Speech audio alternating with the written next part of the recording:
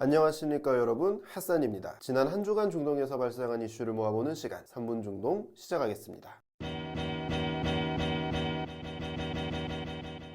첫 번째 소식입니다. 이스라엘 소식으로 시작합니다. 성공적인 코로나 대처에 찬물을 끼얹는 사건이 지난 금요일 발생했습니다. 유대교의 라그바오메르 축일 행사에서 대규모 압사 사건이 발생한 것입니다. 2세기의 유대교 랍비 시몬 바요차이의 사망을 기리는 날로 이스라엘 북부 메론산 행사장에서 압사 사고가 발생했습니다. 이 행사에서 최소 40명 이상이 사망한 것으로 알려졌는데 당초 행사장의 수용 인원은 1만 명이었으나 행사 당일 10만 명 정도가 몰렸다고 합니다. 이런 점에서 사망 사고는 예견된 것이 아닌가 하네요. 두 번째 소식입니다. 이번엔 터키입니다. 지난번에 터키에서 결제 수단으로서 가상화폐를 사용하는 것이 전면 금지되었다는 소식을 전해드린 적이 있었죠. 이와 맞물려 가상화폐 거래소 사기 사건이 발생했습니다. 지난 21일 터키의 가상화폐 거래소인 토덱스 사이트가 폐쇄되었는데 터키 내무부의 조사 결과 피해액이 우리 돈으로 약 1,200억 원 정도에 달한다고 합니다. 토덱스는 하루 거래량만 6천억 원에 달하는 터키 최대 가상화폐 거래소입니다. 세 번째 소식입니다. 사우디아라비아로 가보겠습니다. 한때 세계 최대 시총을 기록하기도 했었던 사우디아라비아의 국영 석유 기업 아람코가 지분 매각을 추진합니다. 무함마드 빈 살만 사우디아라비아 왕세자는 아람코 지분 1%에 대해 최대 2년 안에 매각 작업을 완료할 것이라고 밝혔습니다. 이 지분의 가치는 우리 돈으로 약 21조 1천억 원에 달합니다. 이번 매각은 사우디 2030 프로젝트를 위한 것으로 보입니다. 한편 로이터 통신에 따르면 중국 투자공사,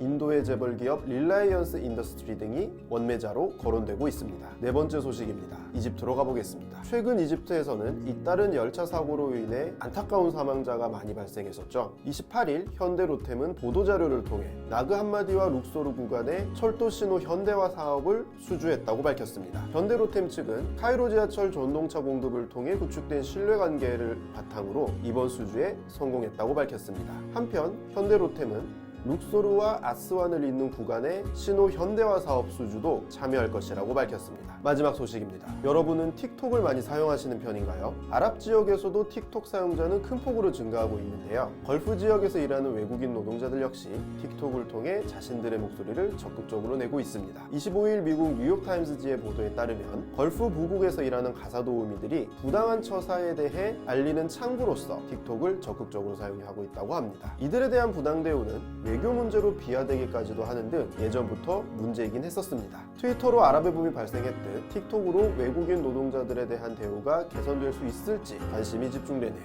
오늘 준비한 소식은 여기까지입니다. 라마단 카림.